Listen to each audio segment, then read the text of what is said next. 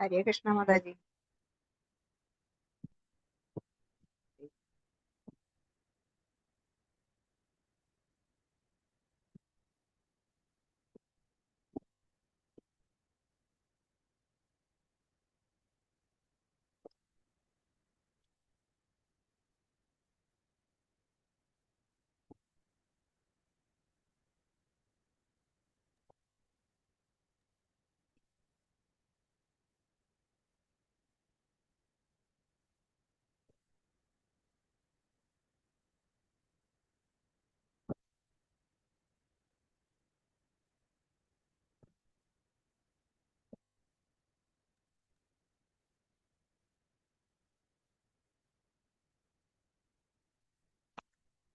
अजी हरे अजी कृष्णा।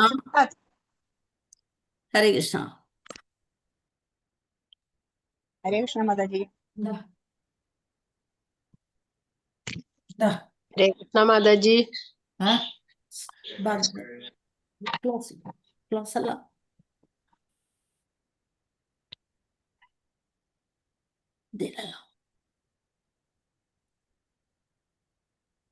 ശബ്ദം കേൾക്കാം.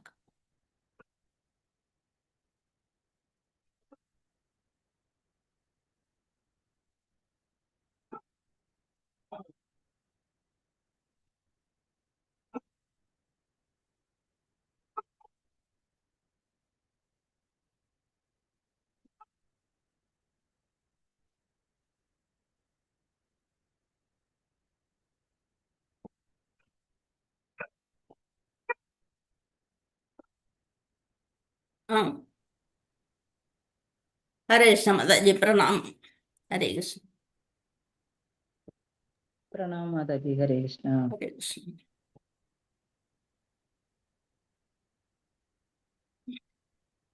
हरे कृष्ण। ओम नमो भगवते वासुदेवाय।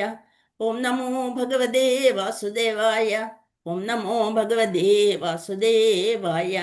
नारायणं नमस्कृत्यं नरं चैव नरोत्तमं देवीं सरस्वतीं व्यासं ततो जयमुदीरयेत्। नष्टप्रायेषु भद्रेषु नित्यं भागवत सेवया भगवती उत्तमश्लोके भक्तिर्भवति नैष्ठैकी। मूकं करोति वाचालं पङ्कुं लङ्घयते गिरिं यत्कृपातमहं वन्दे परमानन्दमाधवं श्रीगुरुं दीनतारिणं। श्रीमद्भागवतोऽध्यायं प्रत्यक्ष कृष्ण एव हि स्वीकृतोऽसि मां मया नाथ मुक्त्यार्थं भवसागरे। जन्माद्यस्य यदा नियादिदरद चार्तेष्वभिज्ञस्वराड् तेने ब्रह्महृदायादिकवये मुह्यन्ति यः सूरया।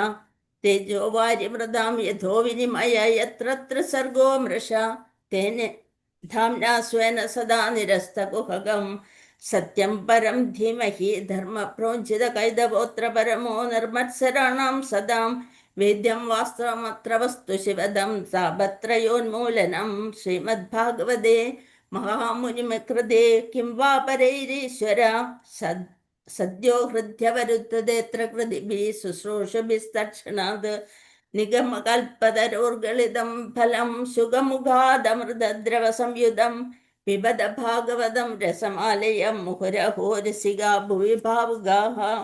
वाञ्छाकल्पतरुभ्यश्च कृपासिन्धुभ्य एव च पतितानां पावनेभ्यो वैष्णवेभ्यो नमो नमः। जय श्रीकृष्ण चैतन्य प्रभु नित्यानंद श्री अद्वैत गदाधर श्रीवासादि गौरभक्तवृंद। हरे कृष्णा कृष्ण कृष्ण हरे हरे, हरे राम राम राम हरे हरे, हरे कृष्ण कृष्ण कृष्ण हरे हरे, हरे राम राम राम हरे हरे। हरे कृष्णा कृष्ण कृष्ण हरे हरे, हरे राम राम राम हरे हरे। ഹരേ കൃഷ്ണ. പ്രണാമം എല്ലാവർക്കും. ഹരേ കൃഷ്ണ. ഇന്നത്തെ ഭാഗവതം ക്ലാസ്സിലേക്ക് എല്ലാവർക്കും സ്വാഗതം. ഹരേ കൃഷ്ണ. നമ്മള് മാതാജി നമ്മളിന്ന് ആമുഖം കഴിഞ്ഞു അല്ലേ? ആമുഖം കഴിഞ്ഞില്ലേ മാതാജി? ഹരേ കൃഷ്ണ. കഴിഞ്ഞു. കഴിഞ്ഞു. ഇന്ന് നമ്മള് മുഖപുര. മുഖപുര എന്നാണ് തുടങ്ങുന്നത്. എന്താണ് ആമുഖവും മുഖപുരയും തമ്മിലുള്ള വ്യത്യാസം? നമ്മൾക്കിത് മുഴുവൻ ഞാനിങ്ങനെ പറഞ്ഞു കേൾക്കുന്നത് പോലെയല്ല, നിങ്ങളും തമ്മിൽ ഒരു പങ്കുവയ്ക്കലാണ്. ഭാഗവതം തന്നെ അങ്ങോട്ടും ഇങ്ങോട്ടും ചോദ്യവും ഉത്തരവും അതിനനുസരിച്ചൊക്കെയാണ് പോണ്ടത് അല്ലെ. അപ്പൊ ഇതുപോലെ നമുക്ക് എന്താണോ കുറെ അങ്ങനെ പറഞ്ഞു പോയിട്ട് കാര്യമില്ല, നമ്മൾ അങ്ങോട്ടും ഇങ്ങോട്ടും അത് ചർച്ചയിലൂടെ ഇപ്പൊ നമ്മ പറഞ്ഞു ശ്രീമദ് ഭാഗവതത്തിന്റെ ആദ്യം ഒരു ബുക്കിന്റെ ചട്ട തുടങ്ങി ചട്ട വരെയാണ് പഠിക്കാന്ന് പറയാം. ഒരു ചട്ട തുടങ്ങി മറ്റേ ചട്ട വരെ, അതായത് എല്ലാതും അതില് ആവശ്യമുള്ള കാര്യങ്ങളാണ്. അതുകൊണ്ടാണ് ആമുഖം വിരജം അതായത് എടുത്തത്. നമ്മൾ ഇന്ന് മുഖപുര തുടങ്ങണം. 4 ദിവസം ആയി എന്നാണ് നമ്മുടെ ഗുരുപൂർണിമയുടെ അന്നാണ് നമ്മൾ ഭാഗവതം തുടങ്ങിയത് അല്ലെ. അതെ. അപ്പൊ അതെ, ഗുരുവിന്റെ വ്യാസഭഗവാന്റെ ഇതുകൊണ്ട് ഭഗവാന്റെ കാരുണ്യം കിട്ടാൻ വേണ്ടിയിട്ട് അന്നാണ് നമ്മൾ ഭാഗവതം തുടങ്ങിയത്. അപ്പോ ആമുഖം കഴിഞ്ഞു. ആമുഖവും മുഖപുരയും തമ്മിൽ എന്താ വ്യത്യാസം?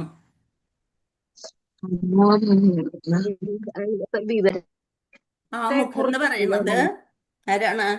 അത് എഴുതിയ ആള് ഭക്തി വേദാന്ത സ്വാമി പ്രഭുപാദര് ആ കൃതിനെ പറ്റി പറയണത് അല്ലെ. വ്യാസഭഗവാന്റെ കൃതിനെ പറ്റി അതിന്റെ വിവർത്തനവും ഭാവാർത്ഥവും ഒക്കെ എഴുതിയ ഭക്തി വേദാന്ത സ്വാമി അതിനെപ്പറ്റി എഴുതിയിരിക്കണാണ്. ഓം തത്സത് എന്നും പറഞ്ഞ് AC ഭക്തി വേദാന്ത സ്വാമി എന്ന് എഴുതിയിട്ടുണ്ട് അല്ലെ. ആ ബുക്കില് ആമുഖം കഴിഞ്ഞിട്ടുള്ളത് മുഖപുര എന്ന് പറഞ്ഞ പ്രിഫേസ്. അതെന്ന് പറയണ ആരെഴുതണ ആരാണ് ആ മുഖപുരയുടെ കാര്യങ്ങൾ എഴുതുക? എന്താ മാതാജി മാതാജി പുസ്തകം വായിച്ചിട്ട് വേറെ ഒരാൾ അഭിപ്രായം പറയുന്നത് അല്ല, പ്രിന്റ് ചെയ്യണം. ഒരു പ്രസാധകര് പറയണതാണ് മുഖപുര. അങ്ങനെയാണ് അത് രണ്ടും തമ്മിലുള്ള വ്യത്യാസം. ഭഗവാൻ ശ്രീകൃഷ്ണൻ ധർമ്മം വിജ്ഞാനം മുഖപുരയുടെ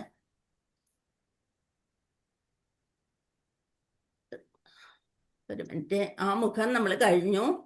ഇനി അടുത്തത് മുഖപുരയാണ് അല്ലെ.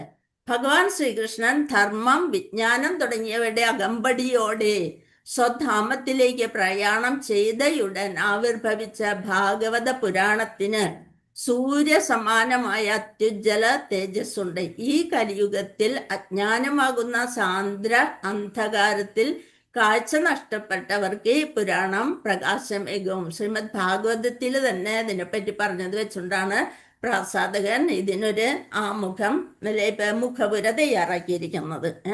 അതായത് നമ്മള് എന്താണ് ഭാഗവതം എന്ന് വെച്ചാല് നിത്യം ഭാഗവത സേവയ എന്നാണ് പറയുന്നത് അല്ലെ. ഭാഗവതം എഴുതിയത് ആരാണ്? വേദവ്യാസന്റെ ശരിക്കുള്ള പേരെന്താണ്? കൃഷ്ണ ദൈവായന വ്യാസൻ. ഇടയ്ക്കിടയ്ക്ക് ഞാനൊരു ചോദ്യങ്ങളൊക്കെ ചോദിക്കുക. കൃഷ്ണ ദൈവായന വ്യാസൻ മഹാഭാഗവത കർത്താവ്, വേദങ്ങളെയൊക്കെ വിന്യസിച്ചു, പുരാണങ്ങൾ എഴുതി. എല്ലാരും മ്യൂട്ട് ചെയ്തേക്കണേ. ഹരികൃഷ്ണ മ്യൂട്ട് ചെയ്തേക്കേ. പുരാണങ്ങളെയൊക്കെ എഴുതി, മഹാഭാരതം ഭഗവത്ഗീത ഇതെല്ലാം, ബ്രഹ്മസൂത്രം വിഷ്ണു അവതാരം ഇതെല്ലാം എഴുതി കഴിഞ്ഞപ്പോൾ വ്യാസദേവന് എന്നിട്ടും ഒരു സന്തോഷം കിട്ടിയില്ല. അപ്പൊ നാരദ മഹർഷി ചോദിച്ചു, എന്തെങ്ങനെ വിഷമിച്ചിരിക്കണേന്ന് ചോദിച്ചാൽ പറഞ്ഞു, ഇത്രയൊക്കെ എഴുതി കഴിഞ്ഞിട്ടും എനിക്കൊരു സന്തോഷം കിട്ടണില്ല, എന്താ ചെയ്യണ്ടേന്ന് എനിക്കൊരു പിടിയില്ല. അങ്ങനെ പറഞ്ഞപ്പോൾ പറഞ്ഞ്, ഈ ഭഗവാന്റെ ലീലകളെ കുറിച്ച് എഴുതിയിട്ടില്ല. വ്യാസഭഗവാന്റെ ഗുരുവാണ് ആര്? നാരദ മഹർഷി. വ്യാസഭഗവാന്റെ ഗുരുവാണ് നാരദ മഹർഷി. അപ്പൊ ചോദിക്കാണ്. അപ്പൊ പറഞ്ഞു, ശ്രീമദ് ഭാഗവതം ഭഗവാന്റെ ലീലകളെ കുറിച്ചുള്ള ഒന്നും എഴുതിയിട്ടില്ല, പിന്നെ എങ്ങനെയാ സന്തോഷം ലഭിക്കാന്ന് പറഞ്ഞിട്ടാണ് ഭാഗവതം എഴുതിയത്. മാനവ വിജ്ഞാനത്തിന്റെ സമസ്ത മേഖലകളെയും ഉൾക്കൊള്ളിക്കുന്ന പുരാതന സംസ്കൃത പ്രമേയമായ വേദങ്ങൾ ഭാരതത്തിന്റെ കാലാതീതമായ ജ്ഞാനം വ്യക്തമാക്കുന്നു. ആദിയിൽ മുമ്പ് വാമൊഴി സംസ്കാരത്താൽ സംരക്ഷിക്കപ്പെട്ട വേദങ്ങൾ ഭഗവാന്റെ സാഹിത്യ അവതാരമായ ശ്രീല വ്യാസദേവര്. ഭഗവാന്റെ സാഹിത്യ അവതാരമാണ് വ്യാസഭഗവാൻ അല്ലെ. ഭഗവാന്റെ അവതാരം തന്നെയാണ്. ഏതവതാരം? സാഹിത്യ അവതാരം. മനസ്സിലാവണുണ്ടോ? സാഹിത്യ അവതാരമായ ശ്രീല വ്യാസദേവരാൽ 5000 വർഷങ്ങൾക്ക് മുമ്പ് രചിക്കപ്പെട്ടതാണ്. വേദങ്ങൾ സംഗ്രഹിച്ച ശേഷം വ്യാസദേവൻ അവയുടെ സാരാംശം വേദാന്ത സൂത്രം എന്ന സൂത്രവാക്യത്തിൽ വിശദീകരിച്ചിരിക്കുന്നു. ഈ വേദാന്ത സൂത്രങ്ങൾക്ക് വ്യാസദേവർ നൽകിയ വ്യാഖ്യാനമാണ് ശ്രീമദ് ഭാഗവതം. വേദാന്ത സൂത്രമായിട്ടൊക്കെ സംഗ്രഹിച്ചു വെച്ചിരുന്നു. അതിനുള്ള വ്യാഖ്യാനമൊക്കെ എഴുതിയിട്ടാണ് ശ്രീമദ് ഭാഗവതം. അതിൻ്റെ പേരാണ് ഭാഗവത പുരാണം. വ്യാസദേവരുടെ ഗുരുവായ നാരദ മുനിയുടെ നിർദ്ദേശപ്രകാരം ആത്മീയ ജീവിതത്തിൻ്റെ പക്വതയിൽ രചിക്കപ്പെട്ടതാണ് ശ്രീമദ് ഭാഗവതം. അത് എന്താണ്? നിഗമകൽപ്പതരോർഗളിതം ഫലം സുഖമുഖാദമൃത ദ്രവസംയുതം പിബത ഭാഗവതം രസമാലയം മുഹുരഹോ രസികാഭൂയി ഭാവുക. ആ അമൃതം എല്ലാവരും കുടിക്കൂ എന്നാണ് പറയുന്നത്. എങ്ങനെയുള്ളതാണ്? വേദങ്ങളുടെ ആ വേദസാഹിത്യമാകുന്ന വൃക്ഷത്തിലെ പരിപക്വ ഫലം. ഇത് നമ്മൾ 1-ാമത്തെ അധ്യായത്തിൽ ഈ ശ്ലോകം നമ്മൾ പഠിക്കോട്ടെ. അപ്പൊ എന്താണ്? നിഗമ കൽപ്പ തരോർഗളിതം ഫലം സുഖമുഖാദ് അമൃതദ്രവ സംയുതം. ആരാണ് ഇതില് ഭാഗവതം പറയുന്ന ആള്? ബ്രഹ്മർഷി അല്ലേ? അപ്പൊ സുഖദേവ ബ്രഹ്മർഷി എങ്ങനെയുള്ള ആളാണ്? സുഖന്റെ ചുണ്ടിൽ നിന്ന് വരണത് സുഖതത്ത അല്ലെ? നമ്മുടെ ഗോലോക വൃന്ദാവനത്തിലുള്ള സുഖതത്ത തന്നെയാണ് സുഖബ്രഹ്മർഷി. വേദസാഹിത്യമാകുന്ന വൃക്ഷത്തിലെ പരിപക്വ ഫലം, പരിപക്വം ഏറ്റവും നല്ലത്. തത്തകൾ അത് കൊത്തിയിടുമ്പോൾ അതിന് സ്വാദ് കൂടുതലായിരിക്കും. തത്തയുടെ ചുണ്ടുകൊണ്ട് സ്പർശിക്കപ്പെട്ട ഫലം വളരെയധികം സ്വാദുള്ളതാണ്. അങ്ങനെ പരിപക്വ ഫലം എന്ന് വിശേഷിക്കപ്പെടുന്ന ശ്രീമദ് ഭാഗവതം വേദവിജ്ഞാനത്തിന്റെ ഏറ്റവും സമഗ്രവും ആധികാരികവുമായ വിശദീകരണം കൂടിയാകുന്നു. വ്യാസദേവ ശ്രീമദ് ഭാഗവതം സംഗ്രഹിച്ചതിന് ശേഷം അതിന്റെ സാരാംശം ആർക്ക് പറഞ്ഞു കൊടുത്തു? സ്വപുത്രനായ. അപ്പൊ സുഖദേവ ഗോസ്വാമി ആരാണ്? വ്യാസദേവന്റെ സ്വപുത്രനായ സുഖദേവ ഗോസ്വാമിക്ക് പകർന്നു നൽകി. അതായത് 16 വർഷത്തോളം. ഒരു സ്വല്പം താക്കാവോ? അത് ഞാൻ മോളിൽ എഴുതിക്കൊണ്ടിരിക്കുകയായിരുന്നു. ശ്രീകൃഷ്ണ പ്രഭു ഒരു സ്വല്പം ഒന്ന് താക്കാവോ? മോളിൽ എഴുതിക്കൊണ്ടിരുന്ന അത് പോയി അങ്ങ്. ഹരേ കൃഷ്ണ. നേരത്തെ ഒരു മിനിറ്റ് മതി. ഇപ്പൊ ഒരു മിനിറ്റ് ഇപ്പൊ മാറ്റിയേക്കാം.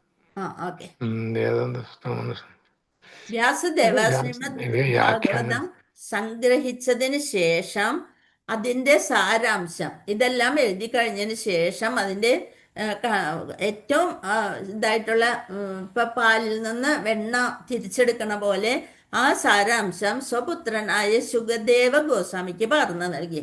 അനന്തരം സുഖദേവ ഗോസ്വാമിയാണ് ഗംഗാതീരത്ത് വെച്ച് ഹസ്തിനാപുരിയിൽ വെച്ച്, ഇന്നത്തെ ഡൽഹിയില് അല്ലെ, ഡൽഹിയിലാണ് ഹസ്തിനാപുരി, ഉത്തർപ്രദേശില് ഹസ്തിനാപുരി, അതായത് മീററ്റിന്റെ അടുത്താണ് അല്ലെ. സുഖദേവ ഗോസ്വാമി ഗംഗാതീരത്ത് ഹസ്തിനപുരിയിൽ വെച്ച് പരീക്ഷിത് മഹാരാജാവിന് ഒരു സംഘം പണ്ഡിത സന്യാസിമാരുടെ സദസ്സിൽ വെച്ച് പരിപൂർണ ഭാഗവതം വിശദീകരിച്ചു. എന്താണ് ഭാഗവതത്തിന്റെ പ്രത്യേകത? എന്താണ്? എന്തുകൊണ്ടാണ് ഗോസ്വാമി പരീക്ഷിത് മഹാരാജാവിന് ഭാഗവതം പറഞ്ഞു കൊടുത്തു എന്ന് പറയുന്നത്? അപ്പൊ ഭാഗവതത്തിന് എന്തെങ്കിലും ഒരു പ്രത്യേകത കാണില്ലേ? എന്താണ് ഭാഗവതത്തിന്റെ പ്രത്യേകത? ബദ്ധ ജീവാത്മാക്കളിൽ കരുണ പൂണ്ട് അവരെ മായയുടെ, ഭൗതിക ലോകത്തിലെ മായയുടെ പിടിയിൽ നിന്ന് മോചിപ്പിക്കാനായിട്ടാണ് നാരദമുനിയുടെ നിർദ്ദേശപ്രകാരം ശ്രീല വ്യാസദേവൻ ശ്രീമദ് ഭാഗവതം തന്നെ രചിച്ചിരിക്കുന്നത്. ഹരേ കൃഷ്ണ മഹാമന്ത്ര ജപത്തിൽ ആസക്തി ഉണ്ടാകുവാനും എന്ത് വേണം? പതിവായി ശ്രീമദ് ഭാഗവതം വായിക്കണം. നമ്മൾക്ക് ജപത്തിൽ എപ്പോഴും പറയുമല്ലേ, നിത്യം ഭാഗവത സേവയ. നമ്മൾക്ക് ഒരവസരം ഭഗവാനായിട്ട് തന്നിരിക്കണം. ഇത്രയും അറിഞ്ഞ ആൾക്കാരൊന്നല്ല ഇത് എടുക്കണം. പക്ഷെ ഇത് എൻ്റെ കാര്യമാണ് കേട്ടോ ഞാൻ പറയുന്നത്. പക്ഷേ നമ്മൾ എന്താണ് ചർച്ച ചെയ്തുകൊണ്ട് ഇത് മനസ്സിലാക്കാനായിട്ട് ശ്രമിക്കണം. അപ്പൊ അതുകൊണ്ട് ഇപ്പൊ എന്നെക്കാളൊക്കെ നല്ല കഴിവുള്ളവരും ഒക്കെ ഇരിക്കുന്നുണ്ട്. പക്ഷെ നമ്മൾക്ക് എല്ലാം അറിഞ്ഞുകൊണ്ടല്ല. പക്ഷെ എന്താണ് വേണ്ടത്? ഭഗവാൻ ഒരു അവസരം നമ്മൾക്ക് എല്ലാവർക്കും കൂടി തന്നിരിക്കണം. നിത്യം ഭാഗവത സേവയ. എന്താണ് ഭാഗവതത്തിന്റെ പ്രാധാന്യം? അപ്പൊ ഇത്രയും നിത്യം ഭാഗവത സേവയ എന്ന് പറയുമ്പോൾ ഭാഗവതത്തിന് പ്രാധാന്യം ഉണ്ട് അല്ലെ. എന്താണ്? ഭൗതിക ലോകത്തിൽ വന്ന് പെട്ടിരിക്കുന്ന ബദ്ധാത്മാവ്. ഭൗതിക ലോകത്തിൽ വന്ന നമ്മളെല്ലാവരും ബദ്ധാത്മാക്കളാണ്. ആ ബദ്ധാത്മാക്കളില് കാരുണ്യം കൊണ്ട് അവരെ മായയുടെ പിടിയിൽ നിന്ന് മോചിപ്പിക്കാനായിട്ടാണ് നാരദമുനിയുടെ നിർദ്ദേശപ്രകാരം വ്യാസദേവന്റെ ഗുരുവായിട്ടുള്ള നാരദമുനിയുടെ നിർദ്ദേശപ്രകാരം ശ്രീമദ് ഭാഗവതം വ്യാസദേവൻ രചിച്ചത്. വ്യാസദേവൻ അതിനു മുമ്പ് നമ്മൾ പറഞ്ഞു എന്താണ്, സാഹിത്യ അവതാരമാണ്. ഭഗവാന്റെ തന്നെ സാഹിത്യ അവതാരമാണ് ആര്? വ്യാസദേവൻ. അപ്പൊ മാതാജി ഒന്ന് പറയാമോ? ഭൗതിക ലോകത്തിൽ വന്ന ബദ്ധാത്മാക്കളുടെ മുക്തി, അവരെ മോചിപ്പിക്കുക, മായയുടെ പിടിയിൽ നിന്ന് മോചിപ്പിക്കുക. ആ മോചിപ്പിക്കാനായിട്ടാണ് ശ്രീല വ്യാസദേവനോട് നാരദ മഹർഷിയുടെ നിർദ്ദേശപ്രകാരം ഭാഗവതം രചിക്കാനായിട്ട് ഇതുണ്ടായി. അത് രചിച്ചു കഴിഞ്ഞപ്പോഴാണ് വ്യാസഭഗവാന് ഇനി മതി, ഇനി ഒന്നും എനിക്ക് എഴുതേണ്ട ആവശ്യമില്ല, എനിക്ക് ആത്മസന്തോഷം ലഭിച്ചു എന്ന് പറഞ്ഞ്. അപ്പൊ എന്താണ്, ഹരേ കൃഷ്ണ മഹാമന്ത്ര ജപത്തിലൂടെ നമ്മൾ ജപിച്ച് ഭഗവാനിലേക്ക് എത്തണം. പക്ഷെ അതിന് തന്നെ, ആ ജപത്തിന് തന്നെ ഒരു സന്തോഷം അല്ലെ ആസക്തി ഉണ്ടാവാനായിട്ട് നമ്മൾ നിത്യം ഭാഗവതം പറയുകയോ കേൾക്കുകയോ ഒക്കെ ചെയ്യണം. അത് ആര് പറഞ്ഞിട്ടുള്ളതാണ്? മഹാപ്രഭു. ആരാണ് മഹാപ്രഭു? ചൈതന്യ മഹാപ്രഭു. ഭഗവാൻ തന്നെ അല്ലെ? ചൈതന്യ മഹാപ്രഭു ഭഗവാൻ ഭക്തരൂപത്തിൽ അവതരിച്ചതാണ് ചൈതന്യ മഹാപ്രഭു.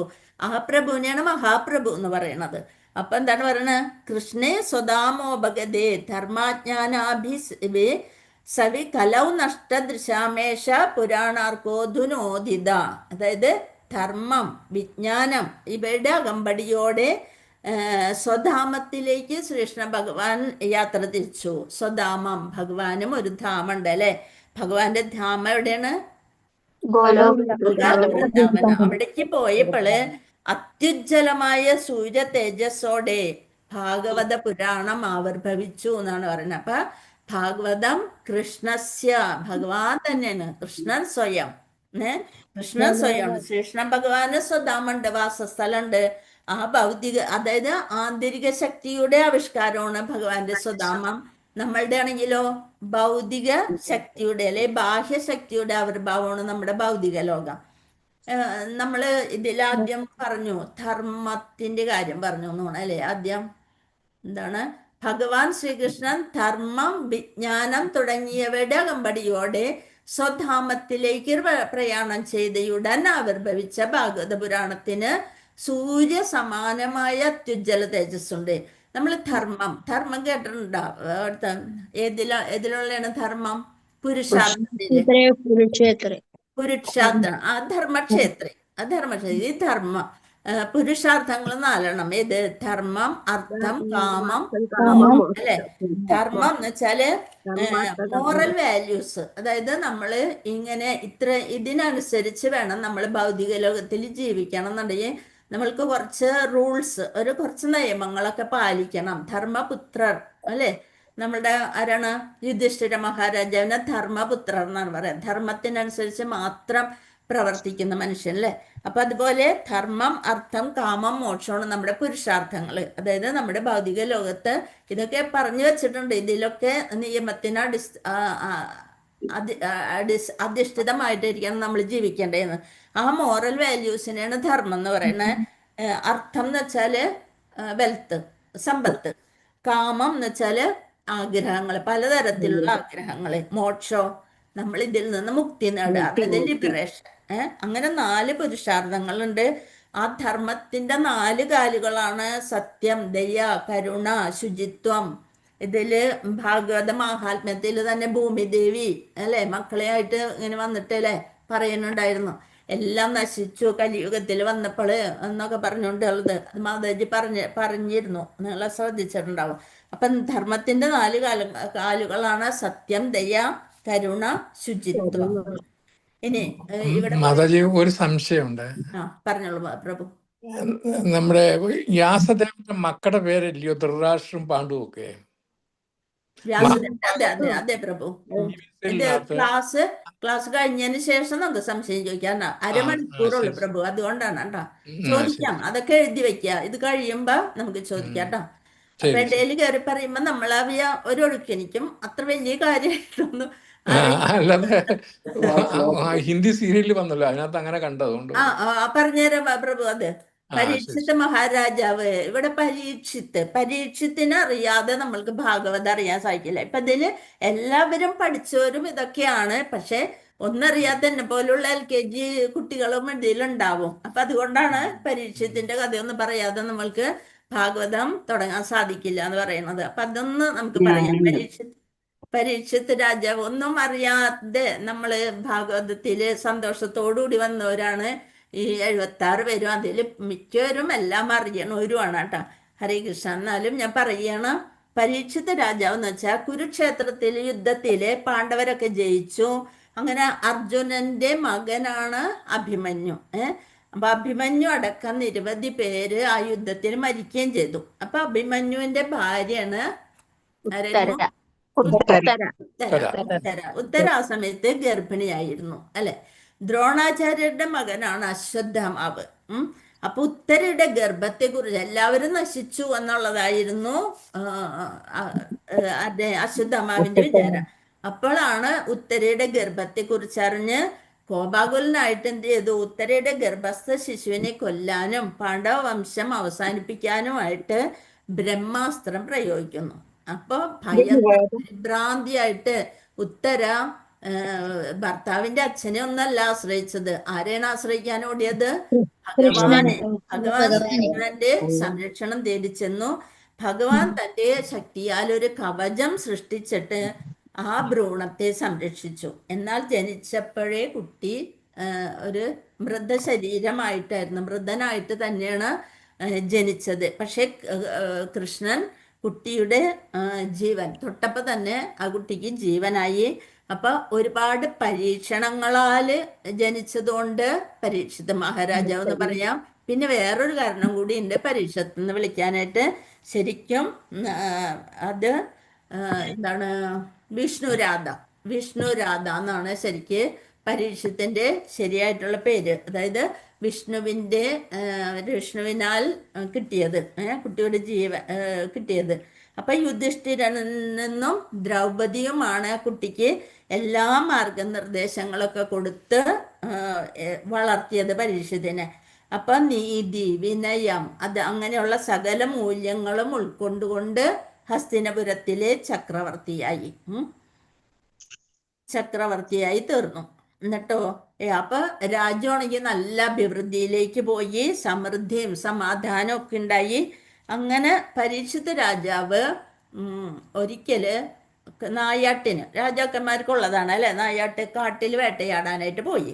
അപ്പൊ പരീക്ഷിത്ത് ഒരു നല്ലൊരു കലമാനിനെ കണ്ടിട്ട് ആ കലമാനിനെ അമ്പെയ്തു. അത് പെടഞ്ഞു വീഴണേന് പകരം അത് ഓടിപ്പോവുകയാണ് ചെയ്തത്. അതിന്റെ പിന്നാലെ രാജാവ് ഓടി കുറേയൊക്കെ ഓടിയിട്ടും കൂടി ഈ മാനിനെ കാണാൻ സാധിച്ചില്ല. അങ്ങനെ ദാഹിച്ച് ക്ഷീണിച്ച് വലഞ്ഞ രാജാവ് വരുമ്പോള് ഒരു മുനിയെ കണ്ടു. ആ മുനിയാണെന്നുണ്ടെങ്കിൽ ധ്യാനത്തിലിരിക്കുകയായിരുന്നു. ആ മുനിയെ അപ്പൊ രാജാവ് മുനിയോട് ചോദിച്ച്, മുനി, ഇതിലൊരു കലമാൻ ഓടി വരുന്നത് കണ്ടോന്ന് ചോദിച്ച്. മുനിയാണെന്നുണ്ടെങ്കിൽ ശമീകൻ എന്ന മുനി, ശമീക മഹർഷി. മഹർഷി. ആ മഹർഷി എന്തിരിക്കായിരുന്നു? ഇതൊന്നും ഇല്ലാത്ത, അതായത് മൗനവ്രതത്തിലായിരുന്നു. മൗനവ്രതത്തിൽ ഇരിക്കുന്ന ധ്യാനനിരതനുമായിരുന്നു. പക്ഷെ രാജാവിന് ആ സമയത്ത് ദാഹവും ദേഷ്യവും നമ്മുടെ മാൻ പോയ ദേഷ്യവും എല്ലാം കൂടി ആയിട്ട് ആ നമ്മുടെ എന്താണ് ശമീക മഹർഷിയെ ചോദിച്ചു, എന്താ നിങ്ങൾക്ക് ഞാൻ പറയണം, ഞാൻ പരീക്ഷിത്ത മഹാരാജാവാണ്, ഞാൻ പറയണം നിങ്ങൾ കേൾക്കണില്ലേ എന്ന് ചോദിച്ചോണ്ട് ദേഷ്യം വന്നിട്ട് എന്താ ചെയ്യേണ്ടതെന്ന് നോക്കിയപ്പോ ചുറ്റും നോക്കിയപ്പോ അവിടെ ഒരു പാമ്പ് പ്ലീസ് മാതാജി, എല്ലാവർക്കും അറിയണേണ്, എന്നാലും ബാക്കിയുള്ളവർക്ക് വേണ്ടിയിട്ട് ഞാൻ പറയാം കേട്ടോ. ഹരേ കൃഷ്ണ. ചോദിക്കുമ്പോ നമ്മൾ പറയണേ ഹരേ കൃഷ്ണ. അപ്പൊ അല്ലെങ്കിൽ എല്ലാരും കൂടി പറയുമ്പോ അത് മറ്റുള്ളവർക്ക് കേൾക്കില്ലേ മാതാജി. ഹരേ കൃഷ്ണ. ശമീകൻ എന്ന മുനി മൗനവ്രതത്തിൽ ധ്യാനനിരതനായിട്ടിരിക്കുകയായിരുന്നു. അപ്പൊ ആ ക്ഷമ നശിച്ച രാജാവ് എന്ത് ചെയ്തു? വീണ്ടും വീണ്ടും ചോദിച്ചു, കുറച്ച് വെള്ളം കിട്ടാനുണ്ടോ എന്ന് ചോദിച്ചു. അതൊന്നും അല്ല, പരീക്ഷത്ത് ദാഹിച്ചും വലഞ്ഞും ഒക്കെ ഇരിക്കുകയായിരുന്നു. അപ്പൊ കോപത്തോടെ രാജാവ് ചുറ്റും നോക്കിയിട്ട് എന്താ കണ്ടത്? പാമ്പിനെ കണ്ടു. കോപം കൊണ്ട് വിവേകം നശിച്ച മുനി. നമ്മൾക്കും അതേലെ, ദേഷ്യം വരുമ്പോൾ നമ്മൾ പറഞ്ഞ കാര്യങ്ങളൊന്നും ആവൂല പറയണത്, പറയാൻ വിചാരിക്കാനേലും അപ്പുറമൊക്കെ പറഞ്ഞു പോകും അല്ലെ. അപ്പൊ ആ പാമ്പിനെ മുനിയുടെ കഴുത്തിലിട്ടു, അല്ലെങ്കിൽ ഋഷിയുടെ കഴുത്തിലിട്ടു. അപ്പൊ മുനിയുടെ മുഖത്താണെങ്കിൽ എന്നിട്ടുമില്ല ഒരു ഭാവഭേദമില്ല. പരീക്ഷിത് രാജാവിന് പിന്നെ സ്ഥലകാല ബോധമൊക്കെ വന്നപ്പോള് പരീക്ഷിത് രാജാവിന് ഭയങ്കര വിഷമായിട്ട് ഇനി എന്താ ചെയ്യാ? ഇദ്ദേഹമാണെങ്കിൽ മിണ്ടണമില്ല, ദേഷ്യപ്പെടണമില്ല, ഒന്നുമില്ല. പരീക്ഷിത് മഹാരാജാവ് തിരിച്ച് കൊട്ടാരത്തിലേക്ക് പോയി ആകെ വിഷമിച്ചിരിക്കുകയാണ്. അപ്പോഴാണ് ഈ നമ്മുടെ ശമീക മുനിക്ക് മഹർഷിക്ക് ഒരു മകനുണ്ടായിരുന്നു. മകനാണെങ്കിൽ നല്ല ഉഗ്ര തേജസ്വിയാണ്. എല്ലാ ഇതുകളും തികഞ്ഞ ഒരു മകനായിരുന്നു. പക്ഷെ അതുപോലെ തന്നെ ഉഗ്ര കോപിഷ്ഠനുമായിരുന്നു, ഭയങ്കര ദേഷ്യക്കാരനുമായിരുന്നു. അപ്പൊ മറ്റു കൂട്ടുകാർ ചെന്ന് പറഞ്ഞു, നിന്റെ അച്ഛൻ വലിയ ഋഷിയാണെന്നൊക്കെ പറയണ, പക്ഷേ നിന്റെ അച്ഛൻ അവിടെ ഇരുന്നിട്ട് എന്ത് ചെയ്യണ? ഒരു പാമ്പിനെയാണ് കഴുത്തിലിട്ടിട്ട് ഇരുന്ന് ധ്യാനിക്കണേന്ന് പറഞ്ഞ് കളിയാക്കി. അപ്പൊ ഇവന് ഭയങ്കര ദേഷ്യം കൂടി. കൂടി അങ്ങനെ വന്ന് നോക്കിയപ്പോ താപസനായിട്ടുള്ള അച്ഛൻ ഒരു ശവമാണ് ചുമന്നിരിക്കണേന്നൊക്കെ കൂട്ടുകാർ പറഞ്ഞോടുകൂടി അവന് ഭയങ്കര വിഷമായിട്ട് ക്രുദ്ധനായ ആ മകന്റെ പേരെന്താണ്? അറിയില്ല. ശൃംഗി. അതെ മാതാജി, ശൃംഗി വിവരം അറിഞ്ഞ് ദേഷ്യപ്പെട്ട് പരീക്ഷത്തിന് 7 നാൾക്കകം തക്ഷകൻ കടിച്ച് മരിക്കട്ടെ എന്ന് ശപിച്ചു. അന്നത്തെ ബ്രാഹ്മണരൊക്കെ ശപിച്ചാല് അത് അതേപോലെ നടക്കും. അത് ഇവനാണെങ്കിൽ ഈ നമ്മുടെ ശൃംഗി കുട്ടിയാണെന്നുണ്ടെങ്കിലും കൂടി ഭയങ്കര ദേഷ്യക്കാരനുമാണ്, നല്ല ഇതറിയണതുമാണ്. അപ്പൊ ശമീക മഹർഷി ശാപവീരമൊക്കെ അറിഞ്ഞു. അങ്ങനെ അച്ഛൻ്റെ അടുത്ത് വന്നിട്ട് കരഞ്ഞോണ്ട് ചോദിച്ചു, അച്ഛൻ എന്താ ഇങ്ങനെയെന്നൊക്കെ ചോദിച്ചു. പക്ഷെ ഒന്നും മിണ്ടാതിരിക്കണം. പറയാ, അയ്യോ അത് നമ്മുടെ പരീക്ഷിത് മഹാരാജാവല്ലേ, അദ്ദേഹം നല്ലൊരു രാജാവാണ്, ധർമ്മിഷ്ഠനാണ്, പ്രജാപാലകനാണ്. പിന്നെ നീ എന്താ അങ്ങനെ പെട്ടെന്ന് ദേഷ്യപ്പെട്ട്? കോപം ഒന്നിനും ഒരു പരിഹാരമല്ല. നീ എന്തായാലും ധ്യാനിച്ച് അല്ലെന്നുണ്ടെങ്കിൽ ഇത് ചെയ്തിട്ട് തപസ് ചെയ്തിട്ട് നിന്റെ കോപം ഏറ്റവും ആദ്യം അടക്കണം എന്നൊക്കെയാണ് മകനോട് പറഞ്ഞത്. ഇതില് ശമീക മഹർഷിക്ക് ഒരു വിഷമവും തോന്നിയില്ല. അങ്ങനെ അദ്ദേഹം നേരെ കൊട്ടാരത്തിലേക്ക് പോയി. വേറെ വല്ലവരാണെങ്കിൽ രാജാവിന്റെ കോപം എന്താണെന്ന് ഒന്നും അറിയില്ലല്ലോ എന്ന് വിചാരിച്ച് പേടിച്ച് പോവില്ല. പക്ഷേ പരീക്ഷിതിന്റെ കൊട്ടാരത്തിലേക്ക് ചെന്നപ്പോ രാജാവിനോട് തന്നെ തുറന്ന് പറഞ്ഞു, ഞാനിങ്ങനെ എൻ്റെ മകനിങ്ങനെ അറിവില്ലായ്മ കൊണ്ട് ഒരു പാപം ചെയ്തിട്ടുണ്ട്, ശാപം ചെയ്തു, ഇങ്ങനെ 7 ദിവസത്തിനകത്ത് മരിക്കും എന്നുള്ളൊരിത് പറഞ്ഞു. അപ്പൊ അത് കേട്ട ഉടനെ പരീക്ഷിത് മഹാരാജാവ് അത് സന്തോഷമായിട്ട് സ്വീകരിച്ചു. ആ ശാപം എന്തായിട്ട് സ്വീകരിച്ചു? സന്തോഷമായിട്ട് ഒരു വരമായിട്ട് സ്വീകരിച്ചു. ആ വരം സ്വീകരിച്ചതുകൊണ്ടാണ് നമ്മൾക്ക് ഈ ഭാഗവതം ലഭിക്കാൻ നമ്മൾക്ക് ഭാഗ്യം ഉണ്ടായത്. അപ്പൊ പരീക്ഷിത് മഹാരാജാവ് എന്ത് ചെയ്തു? ജനമേജയൻ അല്ലെ മകന്റെ പേര്, ജനമേജയന് അല്ലാതെ ഏൽപ്പിച്ചിട്ട് എല്ലാം വിട്ടൊഴിഞ്ഞിട്ട് കാട്ടിലേക്ക് ഗംഗാതീരത്തേക്ക് പോവുകയാണ് ചെയ്തത്. അദ്ദേഹത്തിന്റെ പരീക്ഷത്തിന്റെ മകനാണ് ജനമേജയൻ. ആ മകനെയൊക്കെ രാജ്യഭാരമൊക്കെ ഏൽപ്പിച്ചിട്ട് ഗംഗാതീരത്ത് പോയി. 7 ദിവസം കൊണ്ട് ഭയം തീർക്കാനുള്ള വഴി. നമുക്ക് ഏറ്റവും വലിയ ഭയമാണ് മരണഭയം അല്ലെ. അപ്പൊ അത് തീർക്കാനുള്ള വഴി അപ്പൊ അത് ആരാഞ്ഞ് ഇങ്ങനെ പോയി അവിടെ ഇരുന്ന് ധ്യാനത്തിലൊക്കെ ഏർപ്പെടാനായിട്ട് ഇരിക്കുകയാണ് സമയത്താണ് ആര് വന്നത്? ശുഗദേവ ഗോസ്വാമി ആ വഴിക്ക് വന്ന് മഹാഭാഗവത കഥ വിവരിച്ചു. അപ്പൊ ബദ്ധാത്മാക്കളായ നമ്മളുടെ ഭാഗ്യമാണ് ഈ ഭാഗവതം കിട്ടാനായിട്ട്. അതാണ് പരീക്ഷിത്ത് വന്നതുകൊണ്ട് ഞാൻ ആ കഥ പറഞ്ഞെന്നുള്ളൂ.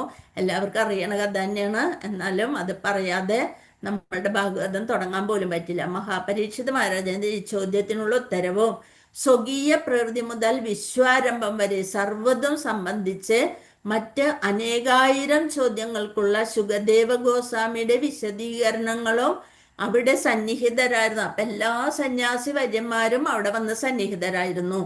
പരീക്ഷിത് മഹാരാജാവിന്റെ മരണം വരെയുള്ള 7 ദിവസങ്ങൾ തുടർച്ചയായി ഏകാഗ്രചിത്തരായി ശ്രവണം നടത്തിയത് പരീക്ഷിത് മഹാരാജ. നമ്മള് ഭഗവത്ഗീതയിൽ പറഞ്ഞു അല്ലെ, ശ്രവണത്തിന് നവവിധ ഭക്തിയില് ശ്രവണത്തിന് ആരാണ് മുൻപന്തിയിലുള്ളത്?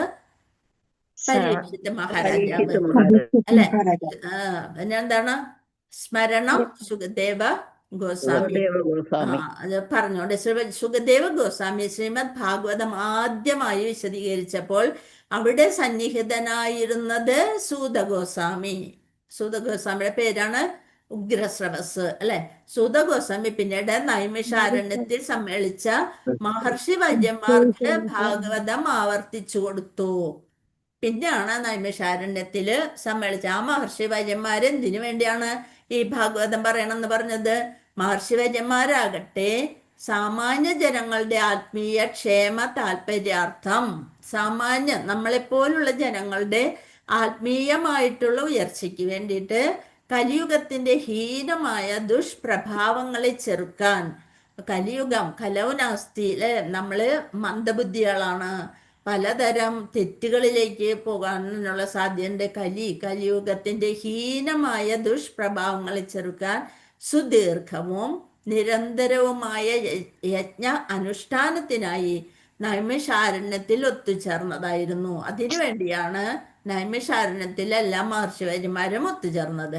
അപ്പൊ വേദവിജ്ഞാനത്തിന്റെ സാരം അറിയുന്നതിനുള്ള മഹർഷിമാരുടെ അപേക്ഷ മാനിച്ച് ഈ സുഖദേവ ഗോസ്വാമിയും പരീക്ഷിത് മഹാരാജാവും തമ്മിലുള്ള സംവാദം കേട്ട സൂത ഗോസ്വാമി ഭാഗവതത്തിന്റെ 18,000 സമഗ്ര ശ്ലോകങ്ങളും പരീക്ഷിത് മഹാരാജാവിന് സുഖദേവ ഗോസ്വാമി പറഞ്ഞുകൊടുത്ത അതേ പ്രകാരം തൻ്റെ സ്മൃതിയിൽ നിന്ന് പകർന്നു നൽകി. എന്നാലോചിച്ചോക്കെ, സ്മൃതി അത് ആലോചിച്ചിരുന്നിട്ട് ആ കേട്ട കാര്യങ്ങള് സ്മരണയിൽ നിന്ന് പകർന്നു നൽകി. സുഖദേവ ഗോസ്വാമി പറഞ്ഞു കൊടുത്ത അതേ പ്രകാരം സൂത ഗോസ്വാമി കേട്ടു. അത് നൈമിഷാരണ്യത്തിലെ ശൗനകാദി ഋഷിമാര് ചേർന്നിരുന്ന് പറയുന്ന സ്ഥലത്ത് ഇത് വിവരിച്ചു. അത്രയാണ് ആ പാരഗ്രാഫിലുള്ളത്.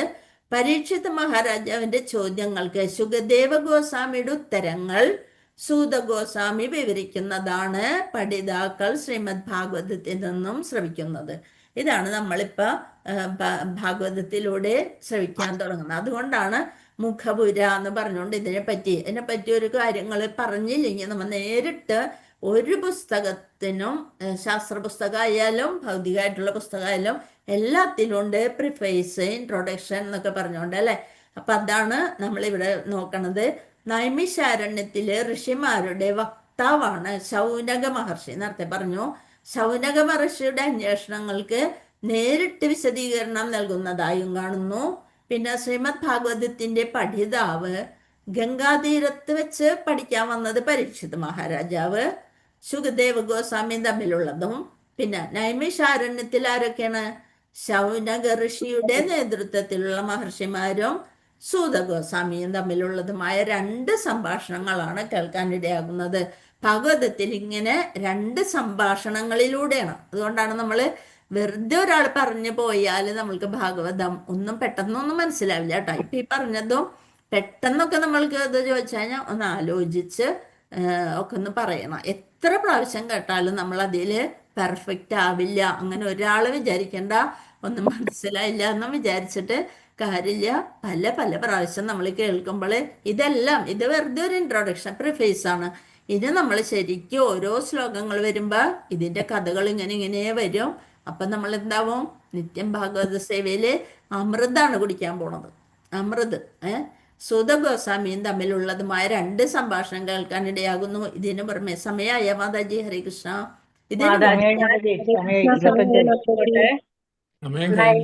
ഈ നൈമിഷാരണ്യത്തിന് വേറെ പേരുണ്ടോ? സമയമായി 8:30ക്കാണോ? 8:20 കഴിഞ്ഞു. അപ്പൊ ഇനി ബാക്കി നമ്മൾക്ക് നാളെ പറയാം. ഹരേ കൃഷ്ണ ഹരേ കൃഷ്ണ ഹരേ കൃഷ്ണ കൃഷ്ണ കൃഷ്ണ ഹരേ ഹരേ, ഹരേ രാമ രാമ രാമ ഹരേ ഹരേ. ഹരേ കൃഷ്ണ. ബാക്കി നമുക്ക് നാളെ പറയാം. സമയം ഇഷ്ടം പോലെ ഉണ്ട്. ഹരേ കൃഷ്ണ ഹരേ മാതാജി. കൃഷ്ണ മാതാജി. ഹരേ കൃഷ്ണ മാതാജി. ഹരേ കൃഷ്ണ ഹരേ കൃഷ്ണ മാതാജി. ഹരേ കൃഷ്ണ മാതാജി.